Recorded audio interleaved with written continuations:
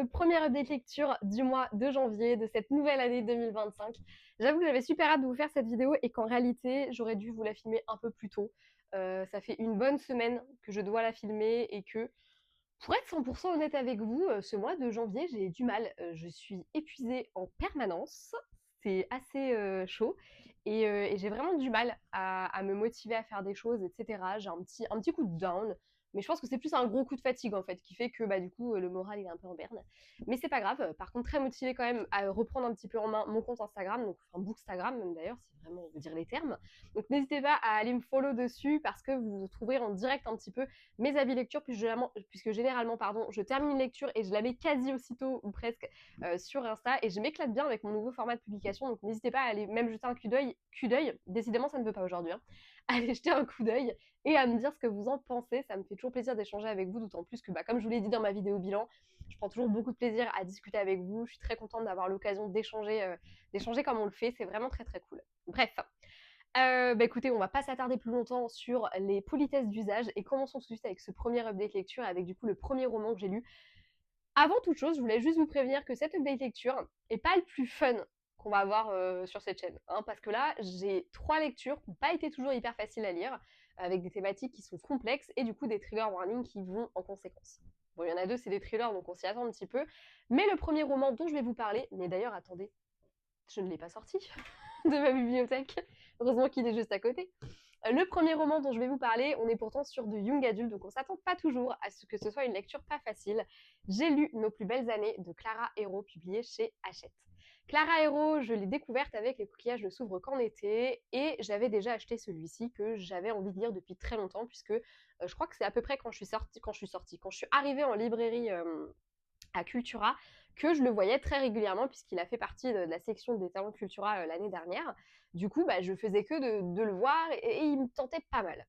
Le résumé me plaisait bien et plus le temps passait, plus il me trottait dans la tête. Et quand je suis allée à Paris cet été et que je l'ai trouvé à Gilbert Joseph d'occasion, j'ai sauté dessus et je me suis dit, bah voilà, comme ça au moins je l'aurai et je le lirai. J'ai commencé par Les coquillages ne s'ouvrent qu'en été et forcément j'attendais l'auteur au tournant parce que après le travail très bon qu'elle a fait pour parler de maladie mentale, je l'attendais vraiment au tournant sur ce sujet-là qui me touche tout particulièrement, puisque dans ce récit, et attention c'est la petite minute trigger warning, il est question de violence sexuelle sexiste, il y a une scène de viol, donc voilà, c'est pas un roman à mettre entre toutes les mains non plus. Malgré tout, c'est un roman qui reste young adulte, qui est fait pour un public relativement jeune, notamment par rapport aux thématiques abordées, à la façon dont c'est abordé, mais aussi par rapport à l'âge de ses héroïnes. Dans ce roman, on va suivre Jade et Ambre, deux jeunes filles qui viennent tout juste d'avoir 18 ans, qui partent à l'université et qui le font toutes les deux. Pourtant, Jade et Ambre, même si elles sont très amies, on a du mal des fois à comprendre pourquoi, parce qu'elles sont tellement différentes. Jade, c'est celle qui aime faire la fête, elle est solaire, elle est sociable, elle aime les gens, et elle, ses plus belles années qu'elle s'apprête à vivre, c'est parce qu'elle veut faire la fête, elle veut en profiter, elle veut se faire des potes, bref, elle veut booster à bloc sa jauge de sociabilité. À l'inverse, Ambre, elle est un peu plus réservée et elle, ses plus belles années, elle les visualise par la réussite scolaire. Voilà, c'est quelqu'un qui est très scolaire, qui aime beaucoup l'école, qui a très hâte d'apprendre plein de nouvelles choses, qui a envie d'être la meilleure dans ce qu'elle fait et qui veut s'épanouir dans tout ça parce que c'est le cas, elle s'est toujours épanouie dans tout ça. Voilà, donc on a deux jeunes filles qui sont très très différentes mais qui ont grandi ensemble, qui sont très amies et qui sont très heureuses de rejoindre l'île ensemble, de construire cette nouvelle vie ensemble et de vivre leurs plus belles années. Et pourtant, malheureusement, un garçon va s'immiscer entre elles deux et leur amitié va légèrement battre de l'aile. Et j'en passe des meilleurs, et évidemment, lisez-le pour en savoir plus, parce que franchement, il mérite vraiment d'être lu. Comme je vous le disais en introduction, j'attendais vraiment au tournant l'autrice parce que pour moi, elle a tellement bien traité la santé mentale et toutes ces petites choses qui tournent autour dans Les coquillages ne s'ouvrent qu'en été, avec une thématique aussi forte que celle qu'elle aborde ici dans nos étoiles contraires, j'allais dire, rien à voir, Nos plus belles années. Je l'attendais vraiment au tournant, j'avais vraiment besoin que le thème soit bien fait. Et en même temps, je sais depuis Les coquillages ne s'ouvrent qu'en été que si quelqu'un peut très bien aborder une thématique aussi dure, c'est Clara Hérault, et en effet pour moi le pari est réussi. J'ai beaucoup aimé la façon dont elle a eu de traiter ce sujet qui n'est pas un sujet facile, mais qui est un sujet aussi qui a été parfois beaucoup traité, mais là la façon dont c'est fait, je trouve que c'est un peu différent de ce qu'on a d'habitude et c'était vraiment très intelligent. très bien écrit. Il y avait vraiment une certaine douceur derrière des choses très pénibles. Il y avait aussi une forme de rédemption, il y avait de l'espoir, il y avait de la colère, il y avait de la haine, il y avait de la tristesse, il y avait du dégoût, il y avait toutes ces émotions. C'est un énorme condensé, mais c'est un condensé qui passe très très bien, qui se fait très très bien et qui est très cohérent. Les héroïnes sont particulièrement touchantes. Bon, évidemment, pour moi, c'était un peu des fois, elles avaient des réactions de gamines, mais en même temps des réactions qui sont hyper bien construites. C'est des personnages que j'ai trouvés très complexes.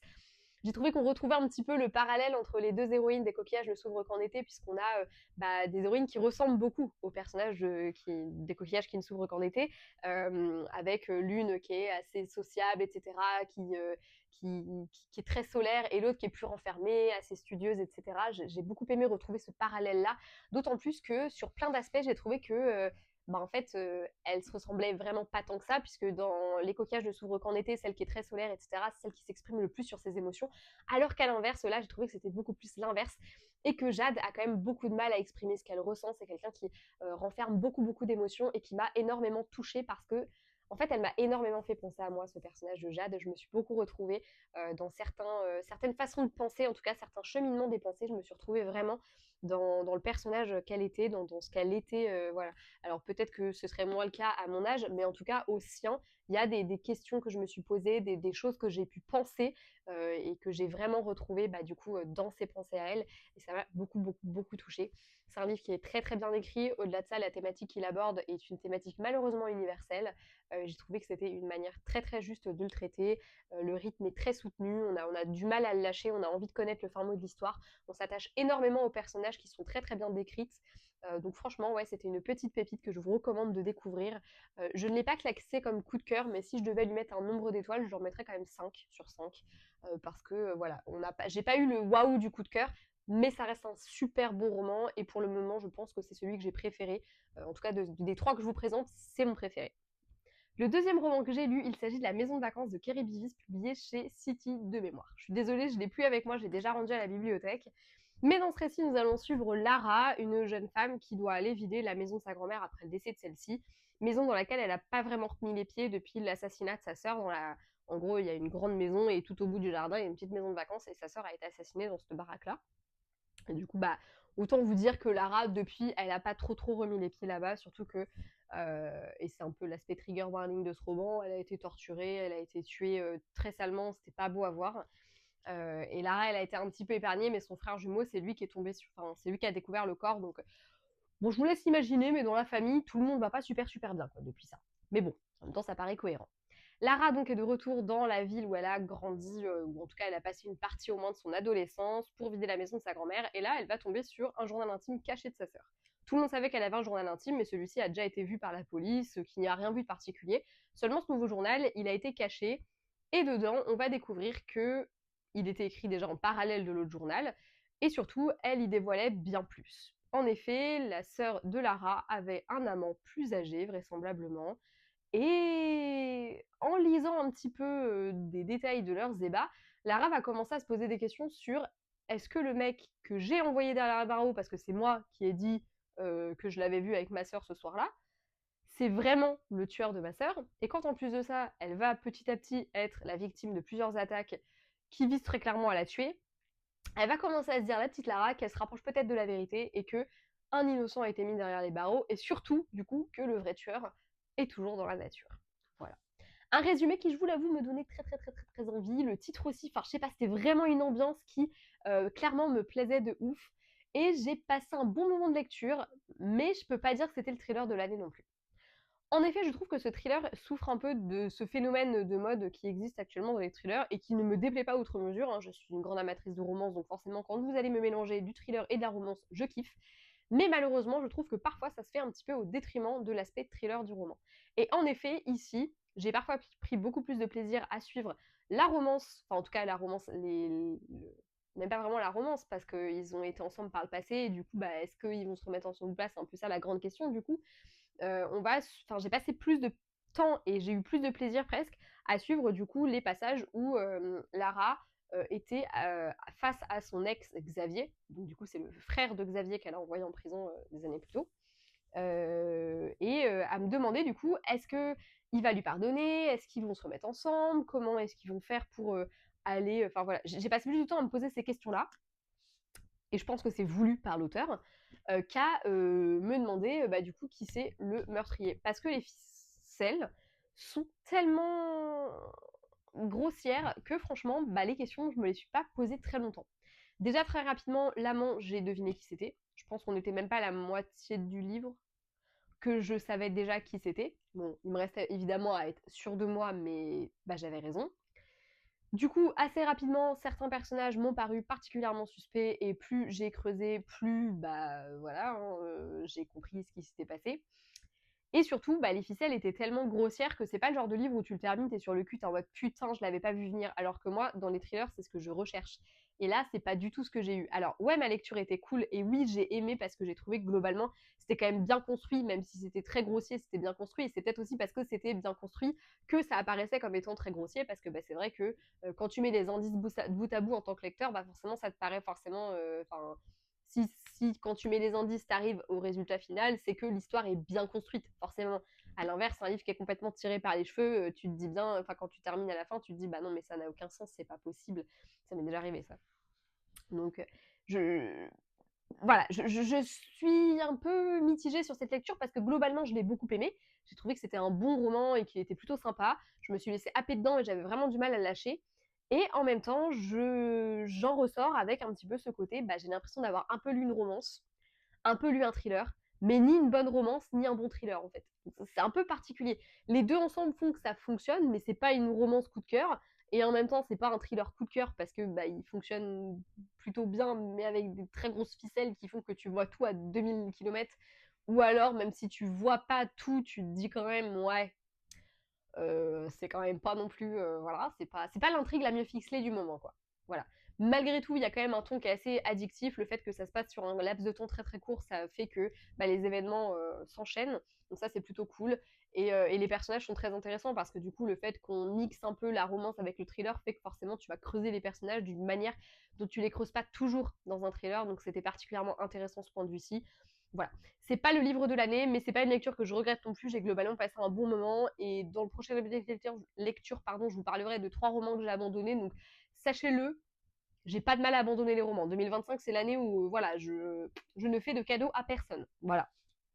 Hier, je me demandais même si ma lecture en cours, j'allais pas l'abandonner. Alors qu'en vrai, j'aime bien ce que je lis. Donc voilà, je n'ai pas peur d'abandonner les livres. Donc si je suis allée jusqu'au bout, c'est que globalement, ça me plaisait quand même. Et en effet, je garde un souvenir plutôt cool de ce roman. Mais quand j'y réfléchis vraiment, voilà, j'en garde ce côté un peu dommage. Parce que pour moi, on parle plus de romance qu'on ne parle de thriller. Et dommage parce que du coup, le thriller empathie. Et voilà, je trouve que c'est dommage. Et malheureusement, je pense que c'est quelque chose qu'on va voir de plus en plus dans ce nouveau un peu sous-genre du thriller avec un peu de la romance qui vient s'entremêler au thriller et qui malheureusement parfois prend un petit peu le pas sur le thriller, ce que je trouve très dommage. Heureusement, ce ne fut pas le cas pour Pretty Girls de Karin Slaughter aux éditions Mosaïque, que j'ai adoré.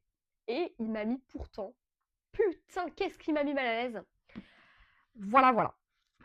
Dans ce roman, nous allons suivre 2 sœurs, Claire et Lydia, qui se parlent plus depuis des années. Elles ont toutes les 2 perdu leur sœur Julia, qui a disparu du jour au lendemain. Peut-être elle a été enlevée, peut-être elle est partie d'elle-même. Voilà, la police n'a jamais trop su ce qu'il en était. Du coup, les filles non plus. Et voilà, donc des années plus tard, elles ne se parlent pas et elles vont malgré elles être un peu réunies puisque Claire va perdre son mari. Ce qui va mettre à jour des trucs un peu bressons. Et elle va découvrir pas mal de choses qu'elle aurait préféré ne jamais découvrir. Et du coup, forcément, ça va rapprocher un peu les 2 sœurs. D'autant plus que on est à une époque où des enlèvements de jeunes filles, ça continue d'arriver. Des jeunes filles qui pourraient bien être les victimes de la même personne que leur sœur Julia.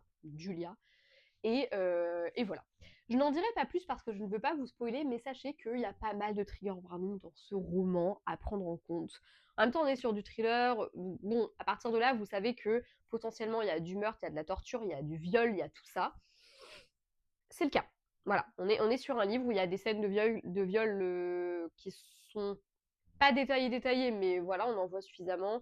Il y a des scènes de torture, par contre, qui sont vraiment détaillées. C'est pas un roman qui fait de cadeaux. Voilà, je n'ai pas terminé ma lecture en me disant trop bien, j'ai adoré ma lecture. Et en même temps, si un peu quand même, parce qu'il était vraiment vraiment très très bien. C'est mon premier roman de l'auteur, et franchement, d'ailleurs j'en ai commandé un qui vient d'arriver aujourd'hui d'elle, Et j'en ai un autre dans ma bibliothèque que je compte, je compte tabasser parce que vraiment, c'est une petite pépite. J'ai beaucoup aimé le fait que elle explore vraiment la psychologie humaine, déjà par le biais de ses deux sœurs, parce qu'il y a des longs moments qui sont. D'ailleurs, il y en a. J'ai lu quelques avis, j'aime bien lire les avis des gens un peu avant ma lecture ou des fois pendant, parce que des fois, soit je sais pas trop quel avis en avoir, soit ça m'interroge de savoir, tiens, qu'est-ce que les gens ont pensé de ça et tout, voilà.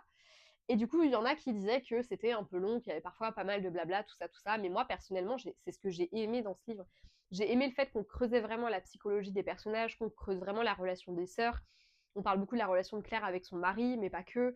On parle de beaucoup, beaucoup de choses. Et j'ai trouvé que c'était hyper intéressant, les longs moments de discussion en fait entre ces deux sœurs où elles se redécouvrent parce qu'elles se sont pas parlé pendant des années. J'ai trouvé que c'était hyper intense, hyper touchant, ça m'a vraiment vraiment plu ces passages-là.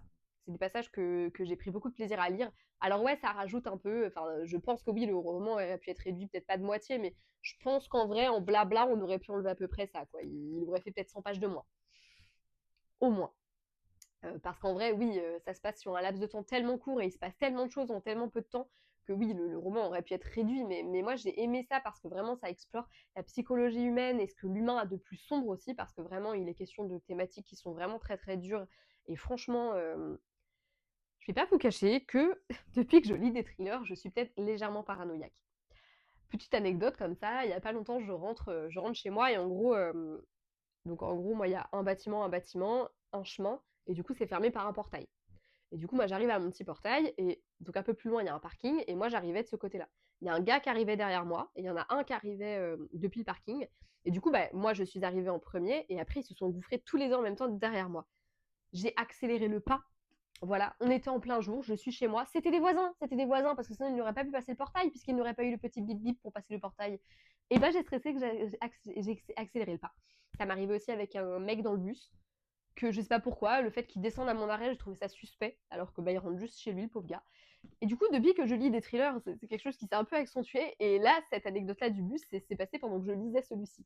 Et du coup, j'ai été vraiment, vraiment, vraiment, le moindre truc, j'étais sur le qui-vive, parce que ça fait flipper. C'est un roman, c'est rare que ça m'arrive. J'avais super hâte de le terminer, parce que je voulais connaître le fin mot de l'histoire et tout ça. Mais j'avais peur de le terminer, parce qu'à chaque fois qu'on avait une nouvelle révélation, ça tombait un peu plus dans le glauque, dans le sombre qui fait mal un peu, et qui est vraiment très profondément inhumain.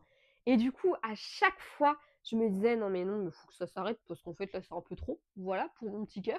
Et c'était ça à chaque fois. Et du coup, à la fin, j'avais hâte de le terminer parce que je voulais connaître le fin mot de l'histoire, je voulais savoir ce qu'il advenait un peu de ses frangines. Et en même temps, j'avais super peur d'arriver à la fin parce que j'avais super peur de ce qu'il allait se passer. Donc c'est vraiment ce genre de roman que tu es content d'avoir terminé et en même temps qui te reste dans le crâne. Genre, je me rappelle que le soir, donc pas le soir où je l'ai terminé, mais la veille où je savais que le lendemain c'était fini et voilà, je faisais que d'y penser et je me disais non, alors il faut pas que tu penses à ça là parce que sinon tu ne vas pas dormir, c'est sûr, parce que c'est vraiment glauque parfois. Donc j'essayais vraiment de. Ouais, hein, c'était pénible. C'était un peu pénible à lire, mais c'était vraiment trop bien. Il est super bien construit.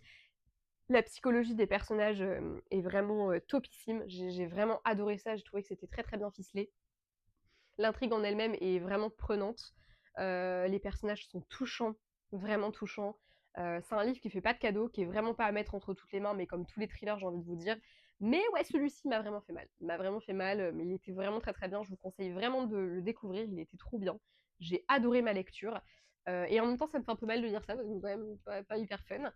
Mais voilà, hein, vous l'aurez vu, hein, c'était un update lecture avec que des livres où on fait du mal à des nanas. Voilà, concrètement, et bonne année 2025. Bref, voilà. Je vais pas m'étendre plus longtemps sur le sujet et je vais juste vous conseiller de découvrir ces 3 romans. Ils étaient vraiment très très cool et ils ouvrent parfaitement mon année 2025. On se retrouve très vite pour un prochain update lecture. Je vous fais de très gros bisous et à bientôt pour une prochaine vidéo. Ciao!